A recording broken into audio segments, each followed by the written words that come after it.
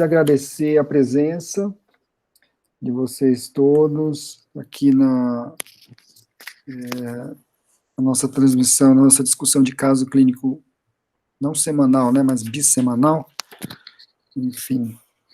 E hoje nós vamos apresentar, quem vai apresentar é o Batistella, eu vou fazer aqui a moderação, e como sempre vocês sabem, o microfone está aberto, podem falar, se quiser, ou comentar no chat, que a gente vai estar atento. Enfim, e a maioria de vocês já conhece a nossa dinâmica, então a gente vai fazer pausas, e nessas pausas nós vamos discutir os aspectos do caso clínico. Ok? Muito bem. Mas uma coisa importante é vocês sabem bem de evitar compartilhar, enfim, copiar, colar as imagens. A maioria desses casos não vai ter imagem do paciente, mas de qualquer forma evitem por questões de privacidade e até mesmo direitos autorais. Ok? Bom, é isso. Bate, todo seu, fique à vontade aí. Deixa eu sair, né, que eu acho que eu estou compartilhando ou não mais? Não está não. Ah, então, fica à vontade. Então, vamos lá. Tópico hoje, um dia frio, uma sopa de letrinhas. Isso mesmo. Sopa quente de letrinhas.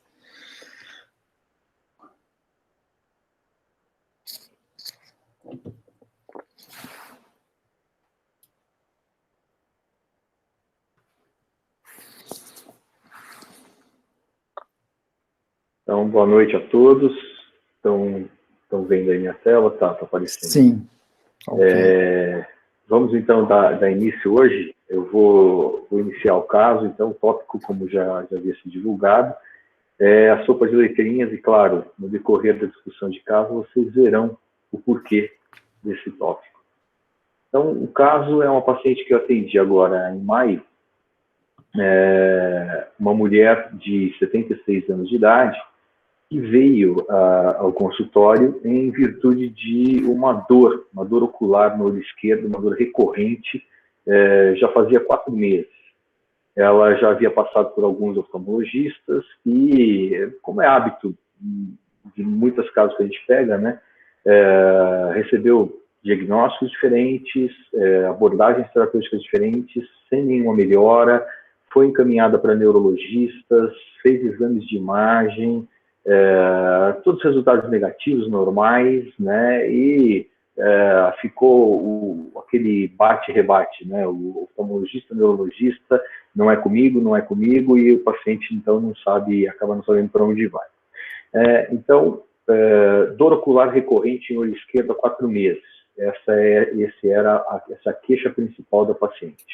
Então, tudo começou no mês de janeiro de 2021. E começou com uma dor ocular aguda que ela sentiu um determinado dia no olho esquerdo, associado a um lacrimejamento e associado a um leve embaçamento visual. Ela referiu também que naquele momento ela tinha uma sensação do tipo corpo estranho, parecia um cisco, às vezes era misturado com uma pontada, ela não sabia especificar tão bem isso. Né, e que naquele momento da dor, quando ela movimentava o olho, havia uma piora, e ao piscar também havia uma piora dessa sensação de corpo estranho e de pontada. Que o olho não ficou vermelho, tá, mas ele ficou inchado. Né? Eu perguntei para ela se ela tinha uma foto, né, porque hoje em dia todo mundo tem celular, todo mundo faz selfie, né? E ela simplesmente ela disse para mim, não dava tempo de tirar foto. Né? Eu tomei aquilo como simplesmente a dor foi tão intensa que ela nem pensou, na verdade, em tirar foto. Né? Com esse não dava tempo de tirar foto. E na sequência disso, dessa dor ocular aguda, ela procurou um pronto-socorro de oftalmologia, foi atendida no pronto-socorro de oftalmologia, foi examinada e foi diagnosticado uma uvite. Ela falou, olha, me falaram que eu tinha uma uvite no pronto-socorro. Ela usou no pronto-socorro apenas colírio para dilatação das pupilas.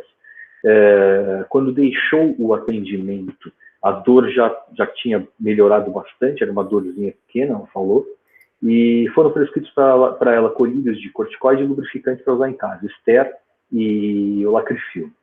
E ela foi usando em casa, nos dias seguintes foi diminuindo a medicação, mas sempre persistindo com uma dor, que às vezes ela falou para mim que era uma dor mesmo, às vezes não era tanto uma dor, era um desconforto, ela sentia que o olho estava uma coisa meio constante. Né? Alguns dias depois, né, na redução da medicação, ela teve uma recorrência da dor, aquela mesma dor que ela teve no começo, né, que iniciou o quadro. Dor, lacrimejamento, o olho embaçou um pouquinho, que o olho inchou também um pouquinho, ora uma sensação de pontada, ora uma sensação de tipo corpo estranho, e que piorava um pouquinho quando ela mexia os olhos, tá? Mas sem olho vermelho, né? De novo, ela foi ao pronto-socorro. Foi atendida pelo oftalmologista e ela recebeu a seguinte orientação: olha, os colírios que você está usando estão bons, você deve estender o uso deles. Tá? Então, usa alguns dias a mais do que estava programado. Tá?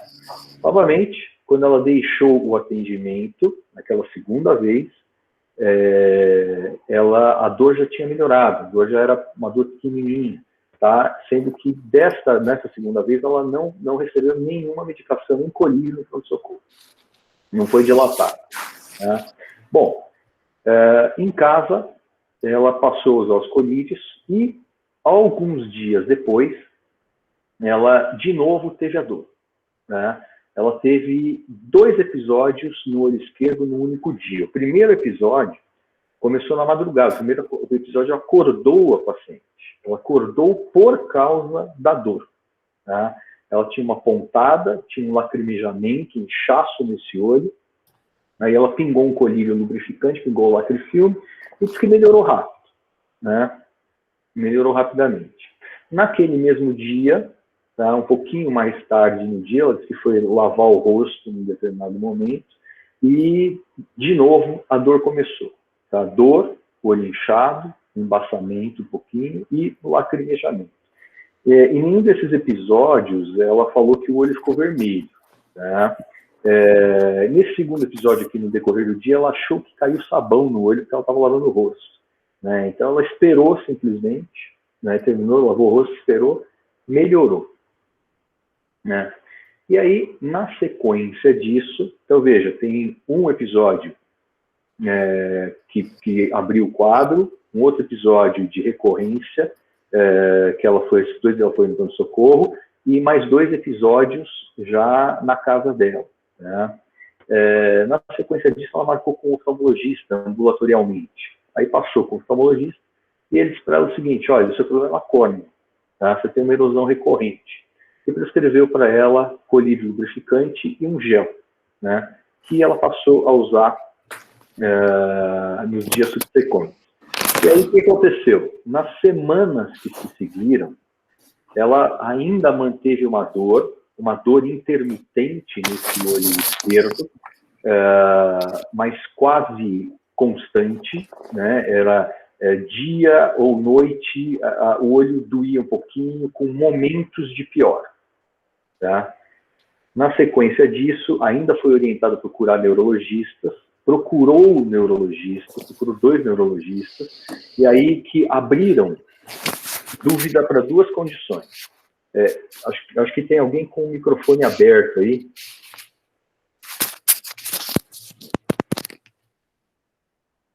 Não. Não? Não. Pode continuar. Só se for eu. Aí, então, 2 neurologistas que levantaram dúvidas sobre uma neurite e sobre uma doença orbitária.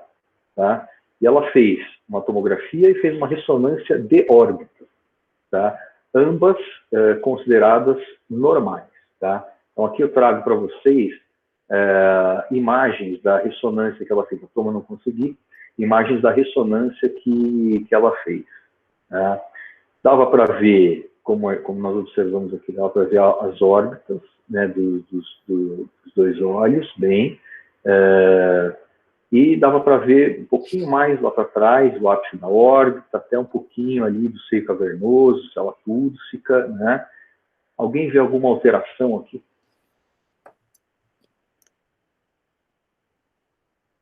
Vocês acham que tem alguma coisa aqui?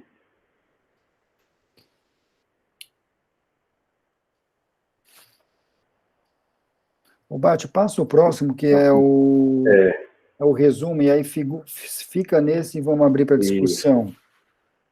Isso, vamos ver aqui. Então, o resumo, tá? O resumo é o seguinte, dessa anamnese inicial.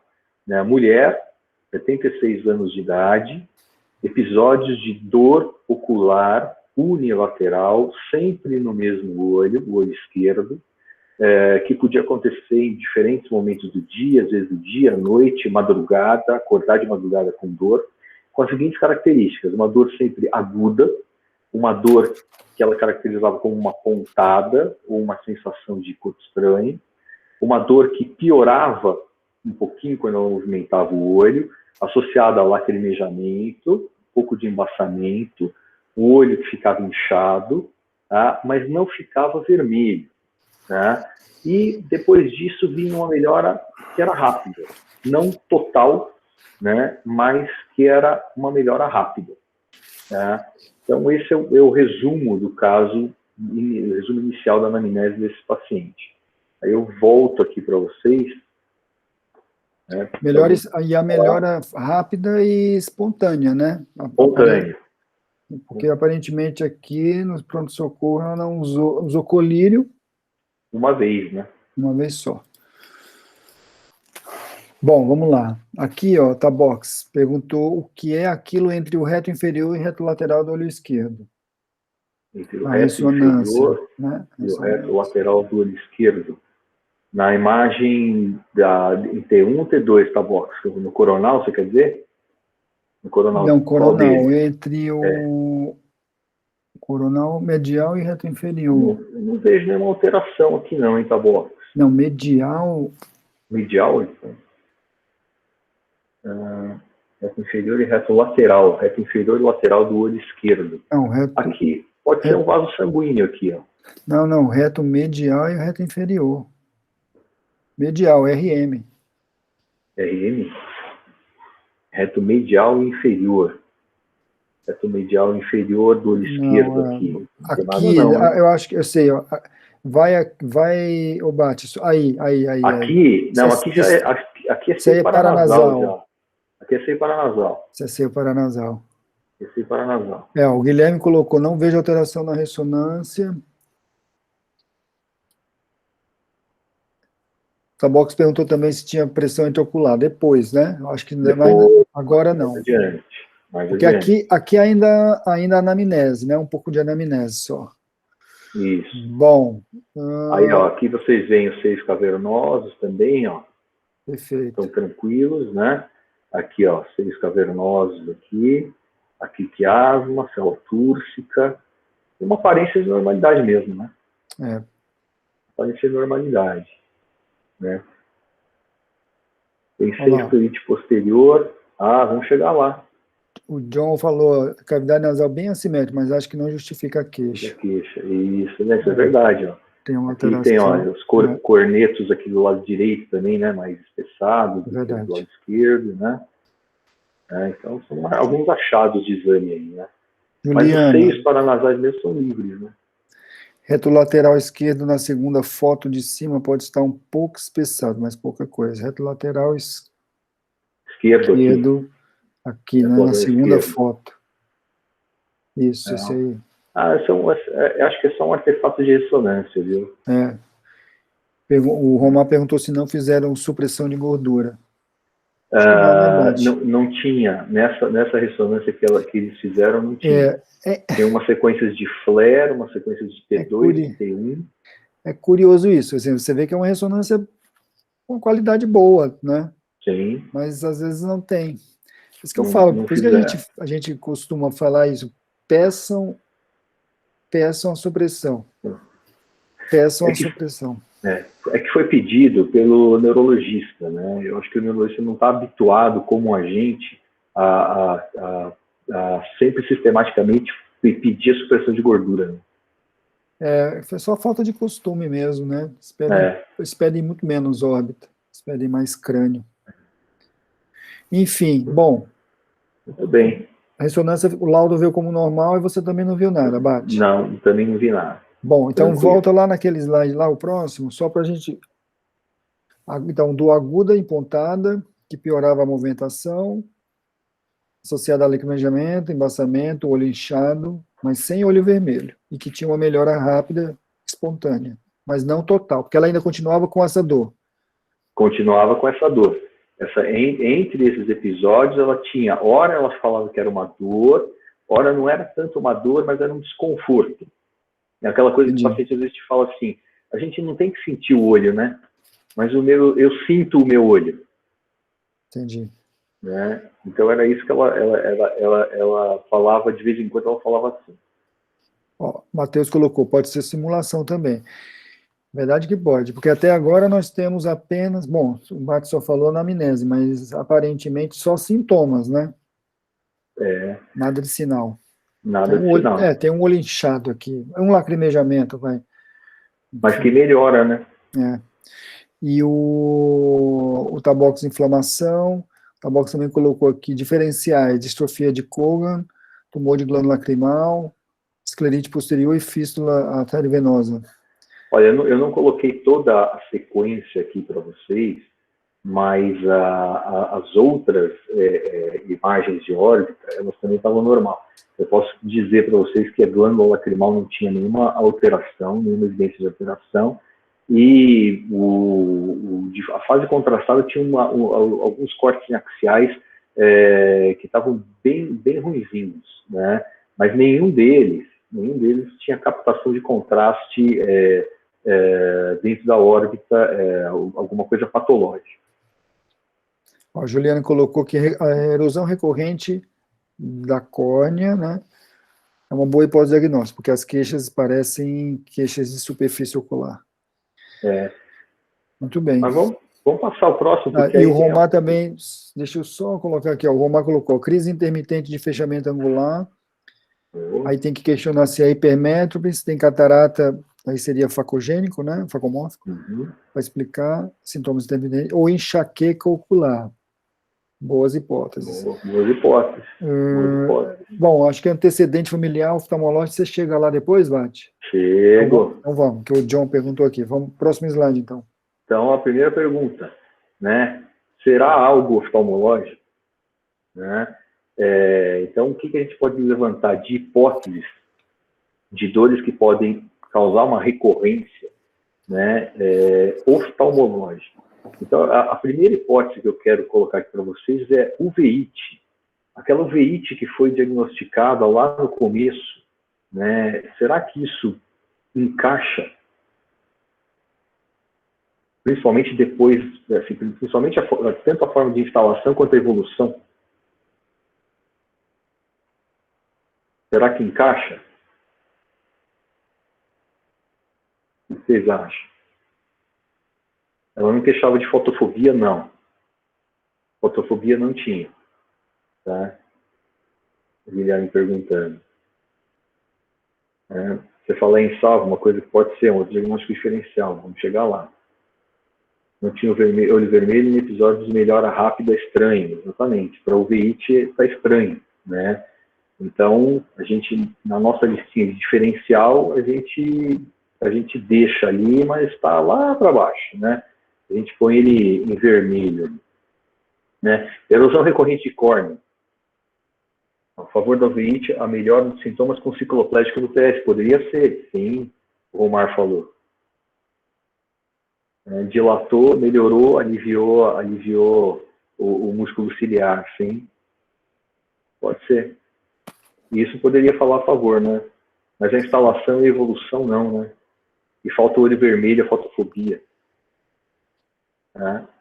Erosão recorrente de córnea, o que vocês acham? Uma boa hipótese, né? Ou não? O olho fica vermelho?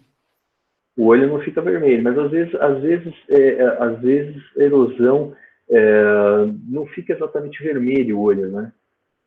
Não fica muito vermelho. O John falou, não tinha olho vermelho, melhora tão rápido. Sensação de corpo estranho, mas eu falaria contra ser de madrugada. Por quê? Eu não sei, você sabe disso, Bate? Matheus? Não, às vezes o paciente acorda de manhã, ou acorda durante a noite, não é? Quando ele abre o olho. Ser unilateral parece menos provável para erosão recorrente. Olha, eu não vi muitas, eu vi poucas até hoje, mas a maioria das que eu vi eram unilaterais. Era unilateral, Omar. Né, num olho só. Que causava erosão. Não lembro se a distrofia era nos dois olhos, mas a erosão mesmo. Pelo menos alternante. Ele quis dizer, porque essa paciente, a dor era só no olho esquerdo, direito. Sim. No mesmo lado, sempre, né? No mesmo lado. Ó, Juliana, erosão recorrente secundária à distrofia costumam ser bilaterais, mas as secundárias a trauma costumam ser unilaterais. Bom comentário. Tá bom, tinha surdez, Bate? Acho que a gente vai chegar. Não. Isso eu não perguntei para ela, exatamente, mas ela não referiu, ela me ouvia muito bem. Ela Por que, Tabox? Qual a hipótese?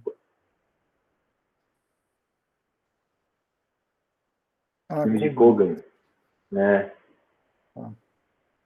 Mas olha, eu acho que a erosão recorrente a gente tem que deixar, né? O que mais? Dor ocular que fica recorrendo, né? Tygeson. O que vocês acham de Tygeson? Tygeson não comum nessa idade. Mas pelo fato da dor às vezes ficar recorrendo, usou corticoide, tirou o corticoide, aí recorreu à dor, né? Poderia ser, mas não dá assim uma dor assim tão aguda, dá mais olho vermelho, né? O que vocês acham?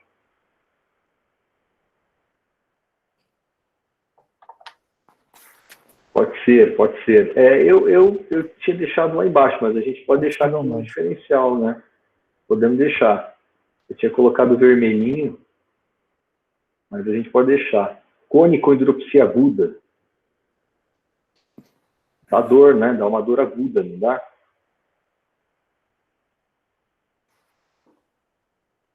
O que vocês acham? Baixa de visão, mas não seria recorrente, é isso mesmo. Então, isso também é uma situação que a gente deixa menos provável. Olho seco. E mais jovem também, né? E mais jovem, exatamente. Olho seco, a gente lembra, a gente está fazendo uma listinha de diferenciais aqui, com foco em dor ocular. Olho seco é uma boa hipótese. Olho seco poderia ser. Né? É uma dor um pouco grande, né, pro olho seco, sempre unilateral também, né? Olha, essa coisa é muito grande, mas tem uma coisa interessante que é o seguinte: olho seco, eu até sugiro que vocês procurem artigos sobre isso. O olho seco é interessante, ele tem uma associação, até um feedback positivo com enxaqueca. O olho seco é um trigger para enxaqueca, e a enxaqueca ela acaba se associando ao olho seco. Ela também não é aquela causa, mas como se o paciente enxaquecoso tivesse uma maior chance de ter sintomas de olho seco. Entende? Não, é isso mesmo, concordo com você, Fred. O paciente muitas vezes o enxaquecoso tem sintomas de olho seco sem sinais de olho seco. Sem sinais de olho seco. Isso aí tem um artigo, se vocês me cobrarem, eu vou colocar até aqui no chat, eu vou procurar. Continua aí, Bate, eu vou procurar esse artigo. Então, vou deixar verdinho. E esclerite. Né? Alguém já mencionou aí. Acho que alguém mencionou esclerite posterior. Esclerite posterior. Né? A episclerite, invariavelmente, o paciente vai ter olho vermelho. Né? Não costuma dar dor forte, assim, né, esclerite, né, mas o paciente tem olho vermelho, no que essa paciente não tem, né. Agora, uma esclerite, tá, no caso, uma esclerite posterior, tá, vocês acham que poderia? Eu acho que é uma hipótese até que razoável, né, mas é que o padrão de dor está um pouquinho fora, né. mas as posteriores não cursariam com sensação de corpo estranho e teria baixa acuidade visual. Concordo. Né? Mas só para colocar aqui, ó, a esclerite posterior ela poderia dar uma dor recorrente, tá? No entanto, com comemorativos outros um pouco diferentes, né? Mas poderia ser uma causa de dor recorrente sem o olho vermelho, inicialmente sem o olho vermelho. Né? Fechamento angular intermitente, já falaram aí. Né? Pode dar também, né? O que vocês acham?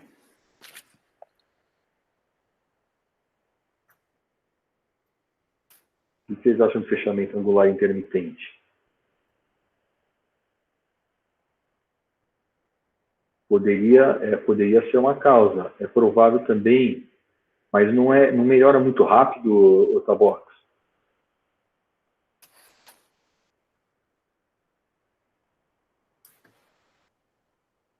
É muito provável pela idade, se o paciente colocar óculos para perto.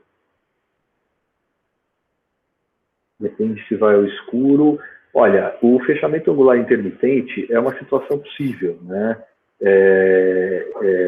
Não sei por que eu coloquei aqui como vermelhinho. Está errado aqui, mas talvez é verdinho, tá? Poderia ser, muito embora falta o olho vermelho, falta aquela visão de halos que o paciente refere, muitas vezes, eu acho, e acho que melhora muito rápido. Né? O fechamento angular intermitente, acho que ele demora um pouquinho mais para passar, mas fica aí no diferencial. Blefarocálise, vocês acham? Aliás, blefarocálise dói? Dá olho inchado.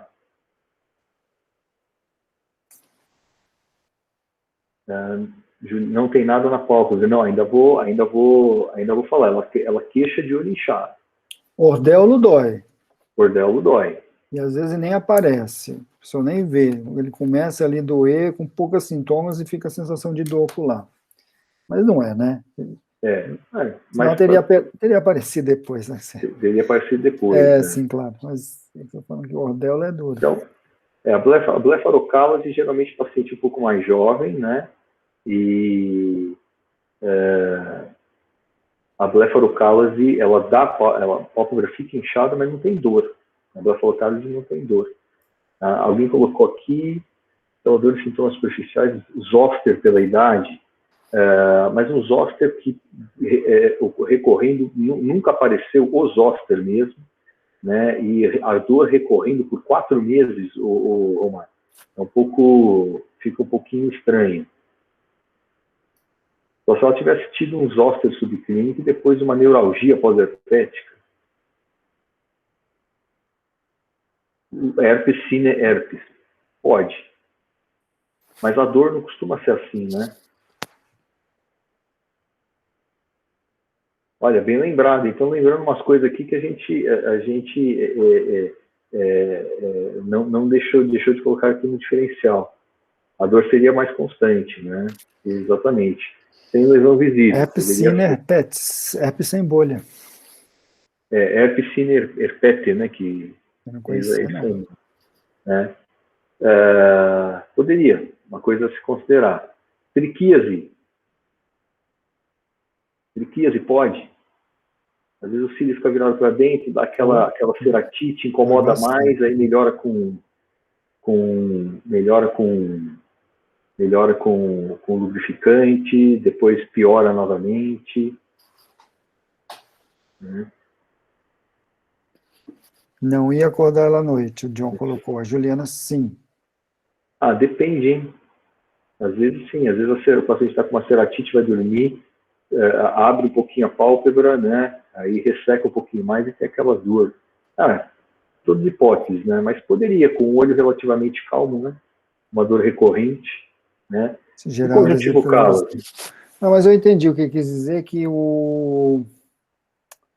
a triquíase, ela costuma doer mais com pessoa com o olho aberto, né? Com o olho aberto. Piscando o tempo todo. Piscando, exato. Tanto que eles costumam ficar de olho fechado. Mas é isso. Mas se der uma desepitelização, poderia acordar à noite. Poderia. Conjuntivo cálase. O que vocês acham? Opa. conjuntivo caloso não dói, né? Dá lacrimejamento. Mas não dor dói, né? não, né? Dor não vai doer. Né? Dor não. Então, a gente fica aqui com algumas hipóteses, a lesão recorrente de córnea, o Tigerson que eu coloquei aqui em vermelhinho, mas poderia ser, olho seco, esclerite posterior, fechamento angular intermitente, triquíase, né? E aí, se for neurooftalmológico, quais as hipóteses? Eu começo com a hipótese de neurite, que um dos colegas aventou. Alguém acha que neurite poderia caber aqui? Mas o Romar, a situação melhora rápido e a visão melhora.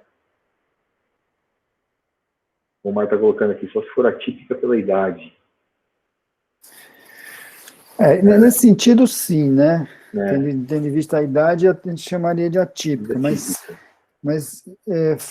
a falta de, pelo menos ela não se queixou, né? De perda visual.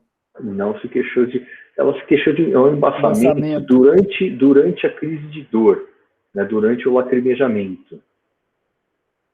Mas isso, não, claro. Mas isso de melhorar espontaneamente é um pouco contra, né? Mas vamos. Um pouco contra. Agora Exatamente. já colocaram aqui, ó, já foi direto ao assunto aqui. Cadê? O Matheus falou, tem aquela hemicrania paroxística. Paroxística, SUNCT, né? Mas o SUNCT tem que ter hiperemia conjuntival, o Matheus, do diagnóstico. Né? Tá no diferencial, sem dúvida nenhuma, tá no diferencial. Né? Agora, a neurite é uma coisa que fica muito fora, porque não tem evolução de neurite. Né? Uma neuropatia compressiva poderia ser, né, levando à dor, por exemplo, um processo orbital, um tumor de órbita ali, se estivesse comprimindo, o paciente às vezes muda a posição, depende da posição do olhar, né, poderia causar alguma coisa assim, né? Pouco provável, sem alterações motoras e perda visual, o Guilherme colocou. E outra, a gente já viu a ressonância. Né? Já viu a ressonância. Então, a neuropatia compressiva, e mais aqui na frente, ó, o processo orbital que eu coloco, já ficam mais fora, né? Só daria para ser alguma coisa de órbita muito pequena ali na fissura orbitária, que passasse batido ali naquela ressonância. Mas assim, caprichoso, muito caprichoso. Então, aí vem, então, a neuropatia compressiva não parece, deixa lá no diferencial, né? É importante fazer a listinha. Síndrome senocavernosa, só com dor, 4 meses com dor, só com dor, sem manifestação ocular motora, ou outra situação, você acha que poderia ser? Sem paralisia, difícil. Concordo, Taboca? E para a fístula carótida cavernosa? Só com dor.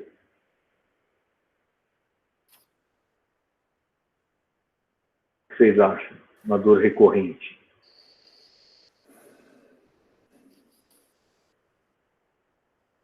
Sim, mas poderia ter um aumento da PIO. Ocular.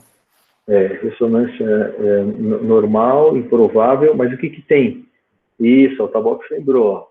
A fístula tem uma hiperemia, né? Principalmente a direta, tem aquela cabeça de medusa, né? Mas a Juliana colocou ressonância normal, ausência de oftalmoplegia, improvável.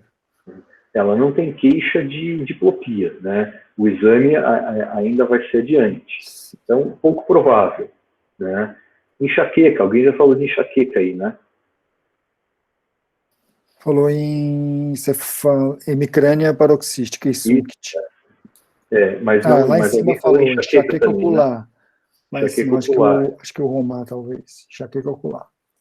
Enxaqueca retiniana, né? Mas enxaqueca poderia dar alguns sintomas parecidos com esse, com dor? Pode, mas a dor geralmente é mais prolongada, né? Mas, de qualquer modo, eu acho que enxaqueca a gente poderia deixar. O que vocês acham? Ou exclui?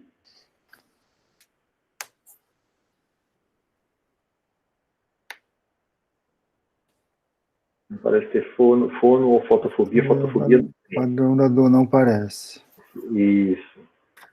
Mas, de qualquer modo, está no diferencial, porque é uma das causas de dor recorrente e pode cursar com o olho relativamente calmo, né? Mas isso da fonofotofobia é importante, porque Foi importante. é uma das... Porque se você for pegar, por exemplo, vamos dizer, os 4 principais grupos, né? Ou seja, tensional, migrânia, né? Enxaqueca, as autonômicas e a hipertensão intracraniana, né? São as 4, né? Talvez tenha outra. Mas dessas 4, a que mais frequente de ter fotofonofobia é a enxaqueca. Sem dúvida. Mas, assim, como dor ocular recorrente em olho calmo, é uma boa causa, né? É uma boa causa, sem dúvida. Uma boa causa. Horner poderia ser? Horner. Tem que ter ptose. Tem que ter ptose. Olha, ela fala que a pálpebra incha, né? Eu ainda não sei, ela não fotografou para mostrar, mas ela fala... Isso é interessante, isso aí, porque, assim, essa coisa de... Os pacientes não falam pitose, viu, gente? Bate, me conta aí, quantas vezes você já viu falar que o olho está inchado? Não é? Difícil. Eles falam olho inchado. É interessante, porque eles falam olho inchado, porque o olho cai e parece que está inchado. Então, pitose costuma ser olho inchado. Ou fechado. Né? Olho fechado, mas não, eles não falam a pálpebra caiu. É interessante isso. Normalmente não. Mas Horner. Pode falar. Não, só estou falando. A Juliana colocou não esperaria intermitência. E o Pedro, ele questionou a alteração. A gente vai chegar no exame, Pedro. E aí o Romar colocou, haveria melhora espontânea intermitentemente. Mas poderíamos até deixar em função disso, quer dizer, o olho, e se o Horner vier associado a alguma forma de cefaleia, pode ter uma dor recorrente, né? Então, acho que é um diagnóstico que poderia até ficar. Neuralgia trigeminal, vocês acham que poderia? Com essa dor intermitente? Né? Trigeminal é bom, hein, o John, você já falou aqui, ó. Romário, é mais comum em V2 e V3, é verdade. Isso. É mais comum, é verdade, Romário, você tem razão. Mas poderia ainda ser, né? Mas poderia ainda ser. Como uma dor recorrente em olho calmo. Mas o Romário lembrou bem, divisão mais maxilar e mandibular. Né? Trocleite. Quem já viu trocleite? O Pedro coloca aqui que na neuralgia, provavelmente, de geminal ele está falando, a dor seria mais intensa, né? Mas no SCAR. Perfeito. Mais intensa. Trocleite, vocês acham?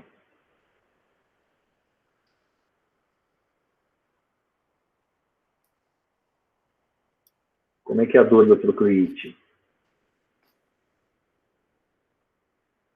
O Romar falou, daria dor na região troclear e estaria em movimento. Sim, o paciente normalmente ele aponta mesmo o local da dor na trocleite, né? E aí quando entra no campo de ação, né, do oblíquo, principalmente para leitura, né, no olhar para baixo, eles sentem muito incômodo, né?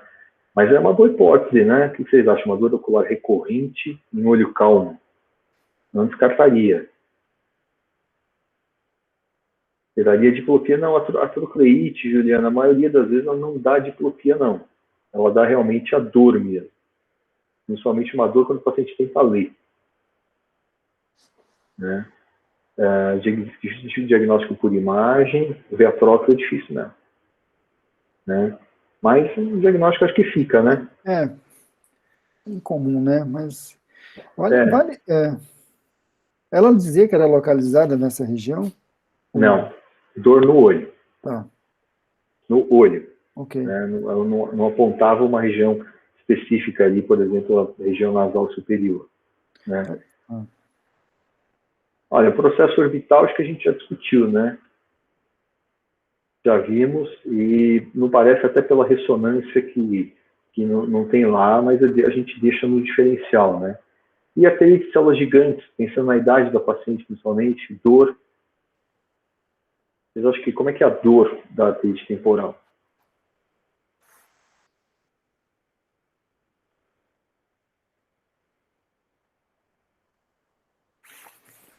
onde o paciente se queixa de dor.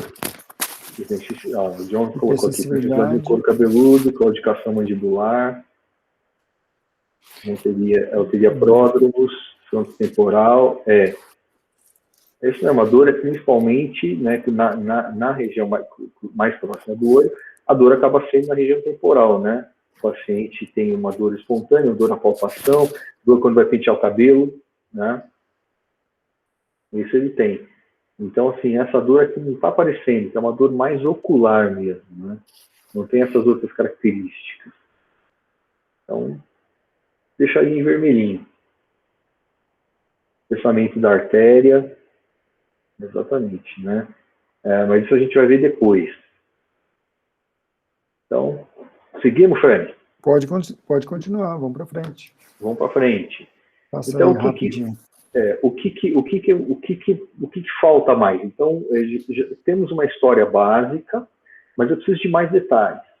Preciso de um pouco mais de detalhes da dor. E aí eu fui buscar isso, eu fui perguntar isso aí para ela. Tá?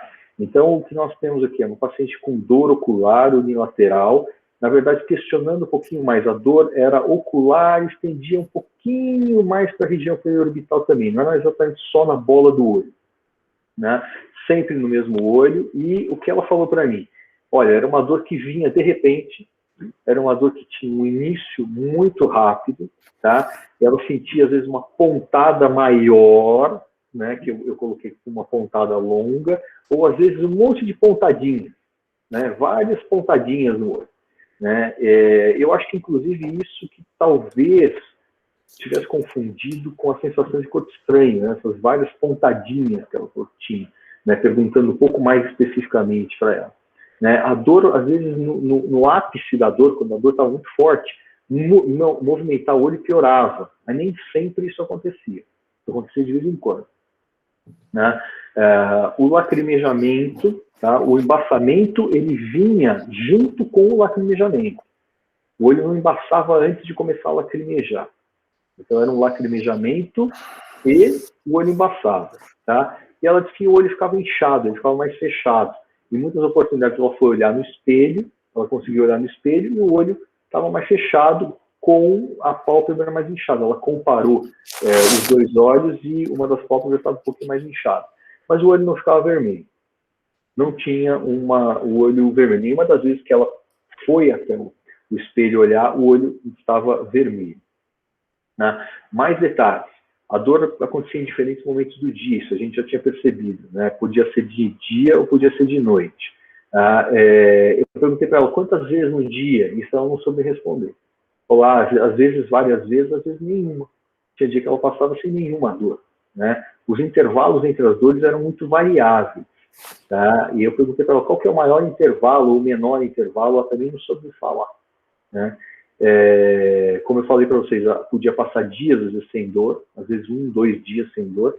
Né? A melhora da dor acontecia também rapidamente, quando melhorava, e durava, ela falou assim, durava alguns minutos, mas ela não sabia dizer quanto. E ela falava que às vezes até durava segundos, ela dizia para mim. Tá? Mas quanto tempo, ela não sabia dizer. Tá? A melhora da dor melhorava, todos os sintomas melhoravam concomitantemente com a melhora da dor.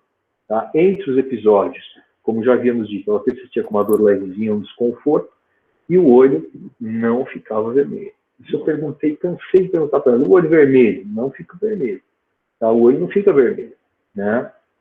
E aí, de outros antecedentes, como vocês já queriam saber, tá? Ela já tinha sido operada de catarata há 10 anos atrás, tá? Dos dois olhos. Tá? Ela referia uma boa visão para longe, tá? E apenas usava óculos para perto.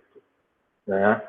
De antecedentes pessoais, diabética e hipertensa, controlado com medicação, não tinha nenhum antecedente de cefaleia, nunca teve cefaleia na adolescência, quando adulta jovem, e nenhum antecedente de trauma naquele olho ou doença recente. Né? E vamos ao exame físico dela. Né? O exame físico dela. Melhora a acuidade visual nos dois olhos. 1 de visão. Plano. né? Realmente não tinha nada de refração para longe. Biomicroscopia, ela tinha uma dermatocálase, né? Não tinha nenhuma evidência de triquíase, uma conjuntiva e uma córnea normais, dava para ver só aquelas cicatrizes da faco, tá? Menisco lacrimal era normal, o boot dela maior do que 10 segundos nos 2 olhos, não fiz o Schirmer, tá? Mas o boot maior do que 10 segundos, o menisco normal, uma câmara, claro, profunda, plano convexa e pseudofástica dos 2 olhos. Reflexos normais, pupilas isocóricas de fotorreagentes, órbitas normais e simétricas, tá? Bilateralmente. Eu fui lá palpar a região da tróclea, ela não tinha dor na região da tróclea, a motilidade ocular era normal, a pesquisa do trigênio, tá, era normal bilateralmente, pressão intraocular de 15 nos 2 olhos e um fundo de olho, que era um fundo de olho normal, que eu trouxe a retinografia para vocês. Alguém vê alguma coisa na retinografia?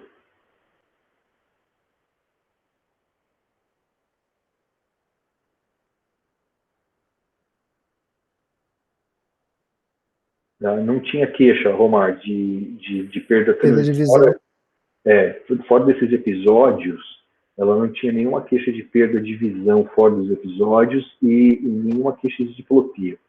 E aí, ao exame físico, como vocês podem reparar, não tinha evidência nenhuma de ROR. De forma, de alteração do fundo de olho. Nem alteração fundoscópica. Né? E agora? E agora? Né? Agora eu pergunto para vocês, uma terceira pergunta.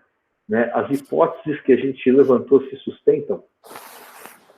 Né? Então, vamos lembrar, mulher, 76 anos, dor ocular e periocular recorrente unilateral, com duração de alguns minutos, com lacrimejamento, com edema palpebral e possivelmente uma ptose, porque ela diz que o olho fechava, isso me lembra ptose, com exame ocular normal.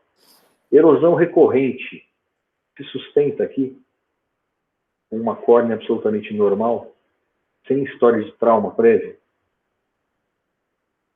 O que vocês acham?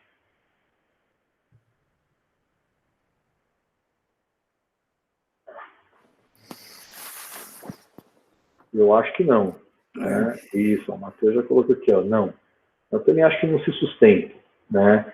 Olho seco.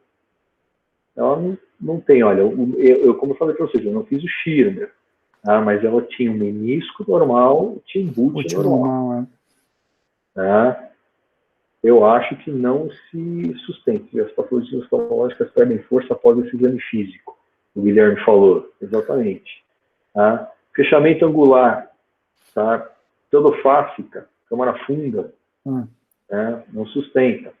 Fluorite posterior, não encontrei nenhum sinal de fluorite posterior. E a ressonância magnética é normal, fundo de olho também normal, né? Não parece. Triquíase, não tinha. Não tinha. Tá? Horner, não tinha. Tá? Enxaqueca, né? Ainda se sustenta, será, com esses episódios assim, de dor ocular recorrente com duração de minutinhos e dor bem aguda? Não parece, né? A enxaqueca. Neuralgia do trigêmeo. Né? O que falta aqui? O que tem a mais aqui que a neuralgia do trigêmeo não tem?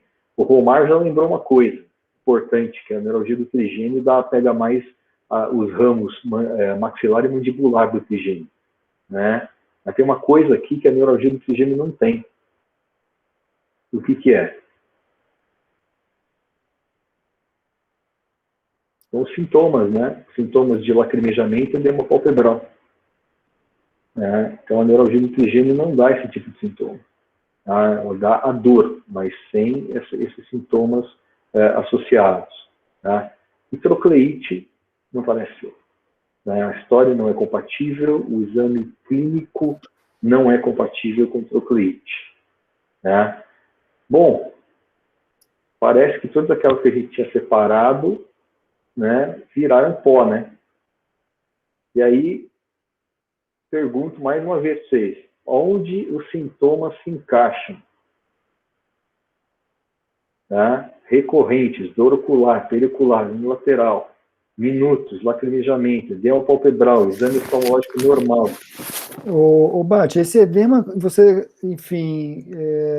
Eu caracterizei como edema, porque assim, não tem o exame físico, mas ela me disse que o olho incha. Bom, tudo bem. Mas assim, Né? muito mais sintomas do que sinais, né? Sim, muito mais sintomas do que sinais. Simulação, Matheus. Não descartamos, né? Qual é a idade da paciente? Simulação. 75, é? 76 anos. Mas é difícil, né? Não é impossível, né? Mas simulação, gente, eu até recomendo vocês lerem artigos sobre isso. Posso até passar aqui uma referência para vocês. É interessante que simulação tem um perfil epidemiológico, né? Geralmente é pessoas jovens, né? Enfim, acima de 50 anos, é bem difícil. Ainda mais mulher, né? Não quero fazer aqui Homem é mais frequente. Homem é mais, né, gosta mais de simulação, né? Mulher é mais a parte do psicossomático mesmo, né? Mas, de novo, menos de 50 anos. Então, agora eu pergunto Mas, para vocês. enfim, simulação. Então, o que mais vocês pensam? Onde mais esses sintomas se encaixam? Né? Na verdade, falete higiene autonômica, falta hiperemia conjuntival, o John Shaw falou. Uma boa hipótese. É uma boa hipótese. Né? Alguém mais quer falar alguma coisa? Bom, vamos adiante, né? Vamos para frente, Bate. Vou apertar a teclinha aqui, ó. Vocês lembram disso? Alguém lembra disso? O Romar falou síndrome hipoalzarrante com neuroimagem normal? Não. Alguém falou síndrome hipoalzarrante aqui. Mas não é, não. Hipoalzarrante não é, não, viu? Hipoalzarrante ele dá aquela dor, mas a dor na sequência, alguns dias depois, 1, 2 semanas depois, aí vem e se instala o quadro de motilidade ocular, no hipoalzarrante. Né? Por que não é... Porque aqui, ó, o John falou, lá em cima o Matheus, e mais a outra pessoa também falou. Por que não é hemicrania contínua? E alguém falou também outra. Hemicrania paroxística. Né? Hemicrania paroxística. Então, nós vamos falar disso já. Né? Então, nós vamos falar disso já. Vou mostrar o quadrinho para vocês. Olha, cefaleias trigeminais autonômicas. Tá? Alguém falou aí, ó. Hemicrânia, ele falou. Sumpt, ele falou. Quem falou? O John também mencionou cefaleias trigeminais autonômicas. Tá? Vocês estão certos. Tá? Então, vamos passar aqui o seguinte, olha. As cefaleias trigeminais autonômicas, elas são um grupo de 5 distúrbios de cefaleia. Tá? Elas compartilham, tá, os seguintes sintomas. Dor, que é unilateral, é uma dor que recorre e tem características autonômicas cranianas. Tá? O que difere essas cefaleias, tá, é a frequência, a duração e, claro, o tratamento. Tá? E o que são as características autonômicas? Tá? São esses sintomas aqui. Injeção conjuntival, lacrimejamento, edema palpebral, tosse, miose, sudorese facial, congestão nasal e rinorreia. Tá? Esses são sintomas autonômicos das cefaleias trigeminais autonômicas. Tá? Então, se a gente observar, tá, eu vou mostrar aqui para vocês, ó, aqui vocês observam esse quadro, tá, e agora vocês vão entender o porquê que a sopa de letrinhas. Né? As cefaleias trigeminais autonômicas, elas são todas são siglas, as 5. Cada uma tem uma sigla diferente, né? E fica realmente uma sopa de letrinhas. Então, é a hemicrânia paroxística, é o SUNCT e o SUNA.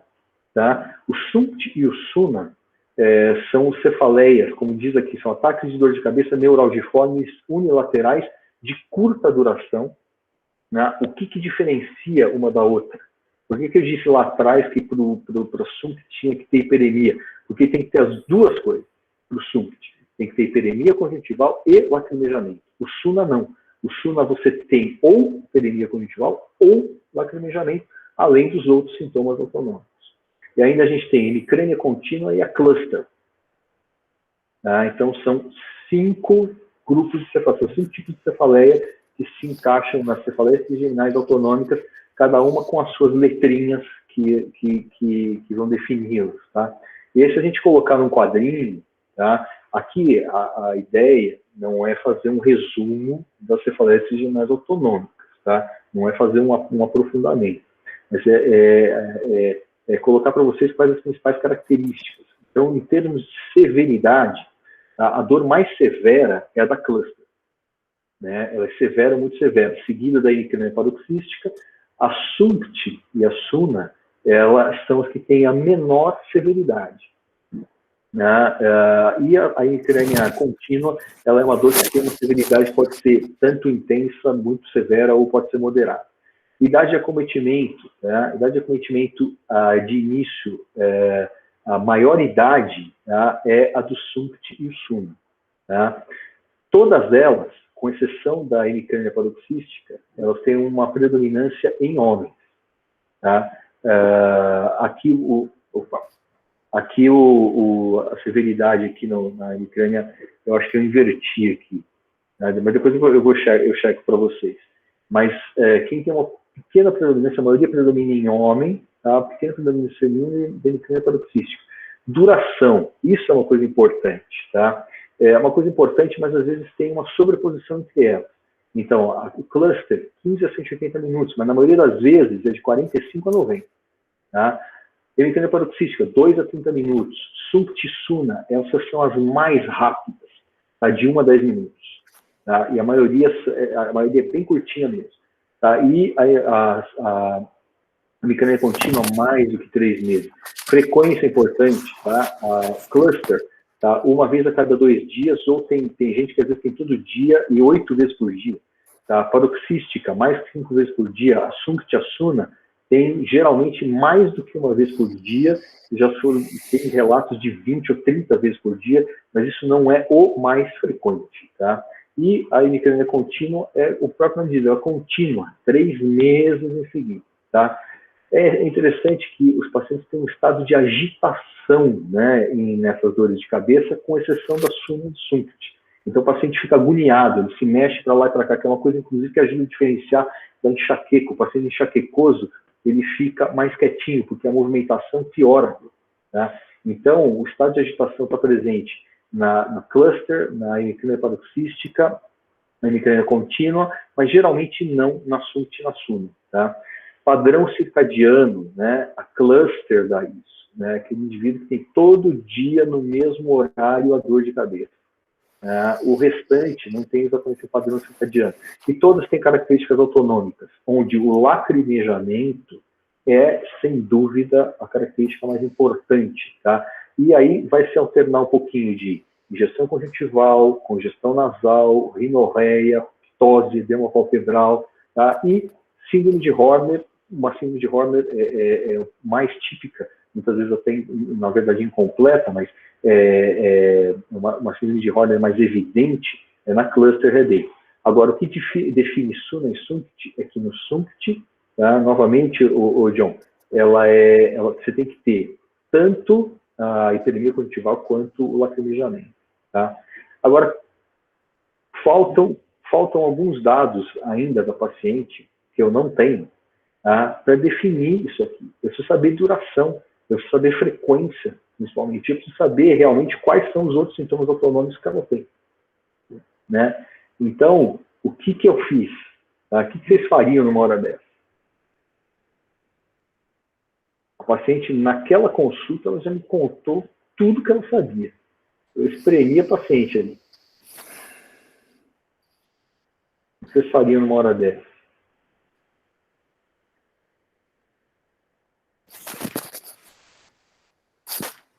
Deixa eu ver aqui. Daria... Não.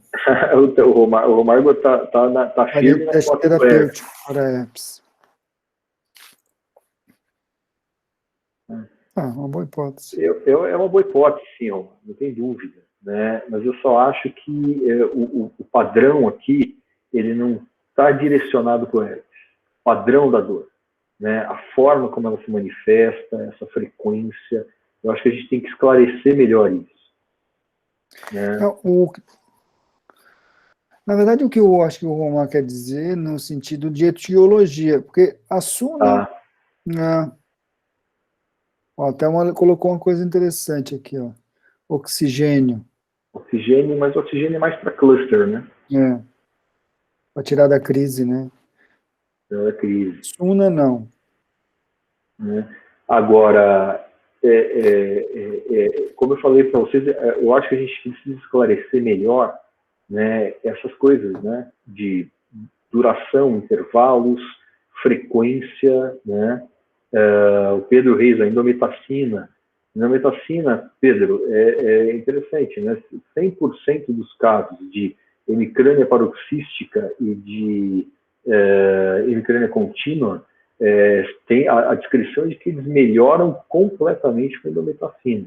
Mas a indometacina pode piorar Suna e Sult, por outro lado. Né? Ó, o Guilherme está falando aqui, a observação para melhor caracterização do caso. Né? É isso mesmo, o Guilherme. Tá? O que eu fiz? Eu falei para ela, olha, a senhora vai para casa e vai prestar atenção, vai observar e vai tomar nota. Aí eu fiz uma listinha para ela.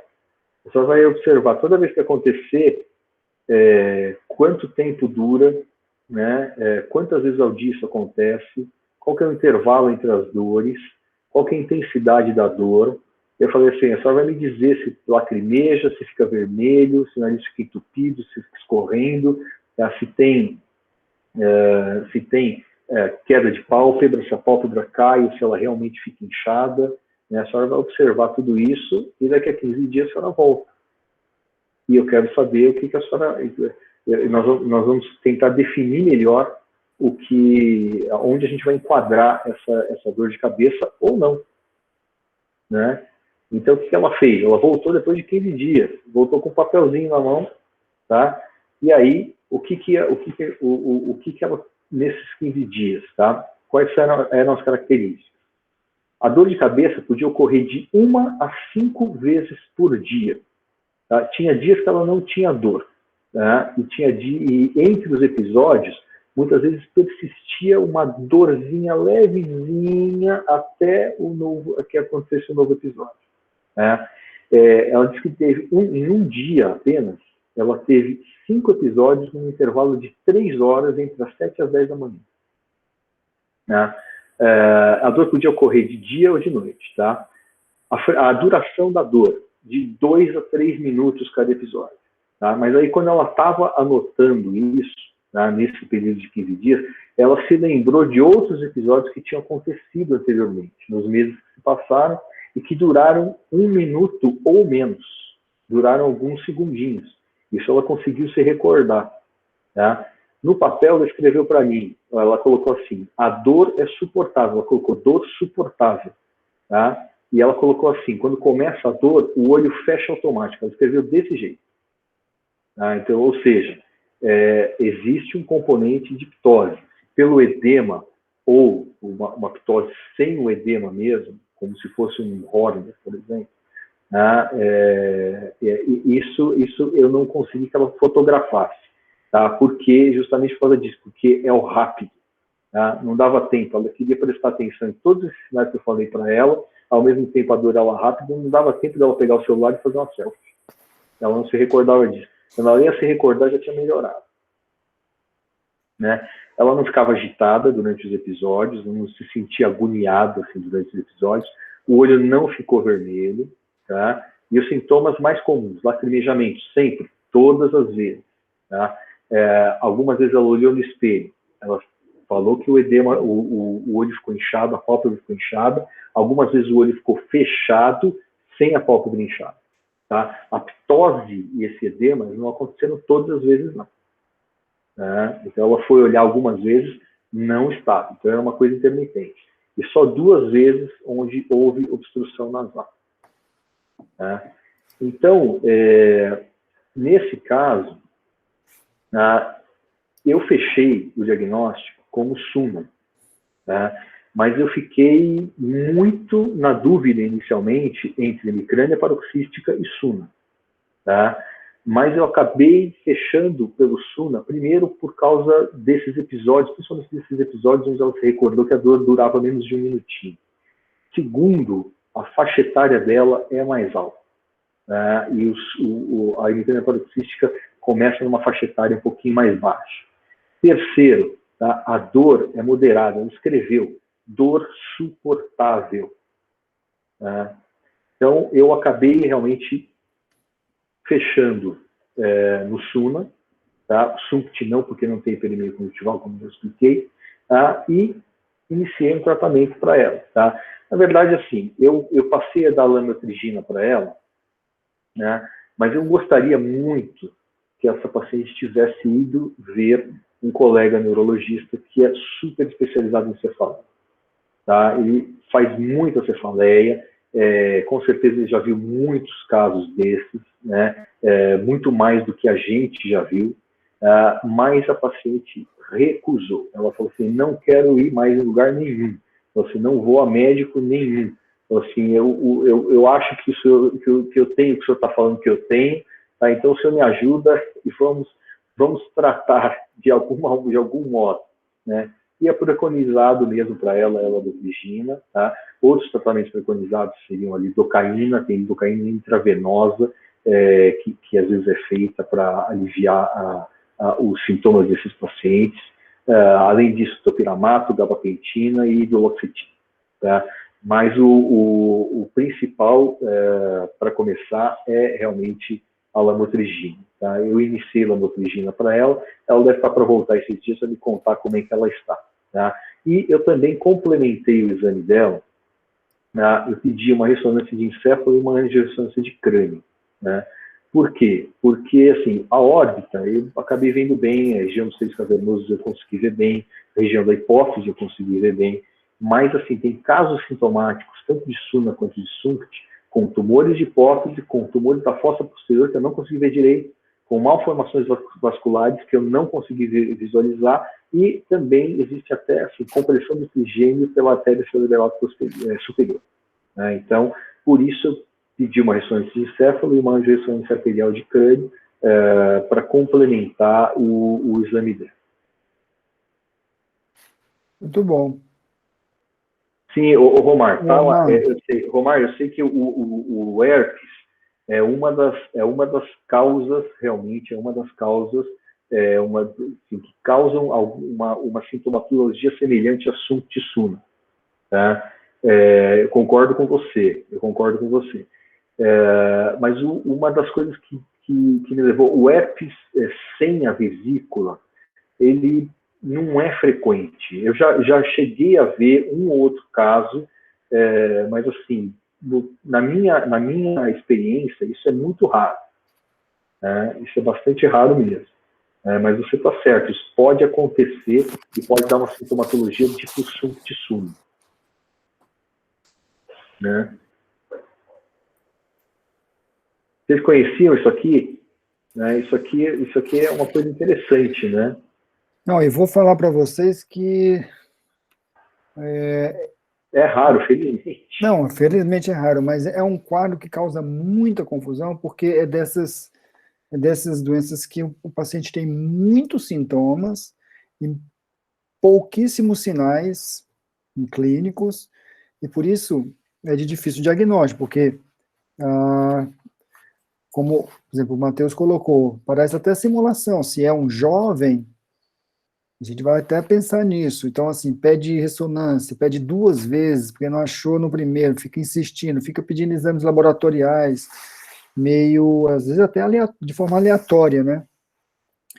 E aí o Bate vai falar agora uma coisa importantíssima, que é o próximo slide. Passa aí, Bate. Exatamente. E é a mensagem. Ó, a mensagem para vocês, olha, tá? Condições, né, onde nós temos, principalmente em neuroftalmologia, onde você tem sintomas muito transitórios com o exame normal, tá? Eu já falei isso uma vez com vocês, tá? O segredo está na história, tá? Isso se prova, esse tipo de recomendação tanto para as perdas visuais transitórias, aquelas que melhoram em menos de 24 horas, tá? Quanto para esse tipo de sintoma. Né? O paciente ele é totalmente, ele é muito rico dentro do quadro doloroso, mas é uma coisa tão fugaz e tão rápida, né? E melhora em seguida, que quando você vai fazer o exame, ele não tem mais nada. Tá? Então, o que você tem na mão? Você só tem na mão a conversa, você só tem na sua mão a anamnese. Tá? E se vocês forem pensar, nós resolvemos esse caso com anamnese, explorando 100% a anamnese. Tá? Então, eu não canso de dizer isso aqui, ó, né? É uma frase do professor Sanvito, tá? Que é neurologista Santa Casa. A anamnese é o exame mais sofisticado da medicina. Tá? E olha, incluir então as cefaleias trigeminais autonômicas no diagnóstico diferencial de dor ocular unilateral, principalmente recorrente, e se associado com outras características autonômicas. Tá? Ó, o Reut já falava, 90% da neuroftalmologia clínica consiste na obtenção de uma história. Tá? Então, explorem a sua anamnese. Tá? Vocês veem como isso é importante e como ajudou a gente aqui. É isso aí. Muito bom. Obrigado. Muito bom mesmo. Caso difícil mesmo. Não, é o tipo da paciente, como você mesmo colocou, se você não fica muito atento aos sintomas, essa paciente vai ficar anos sem diagnóstico e sofrendo.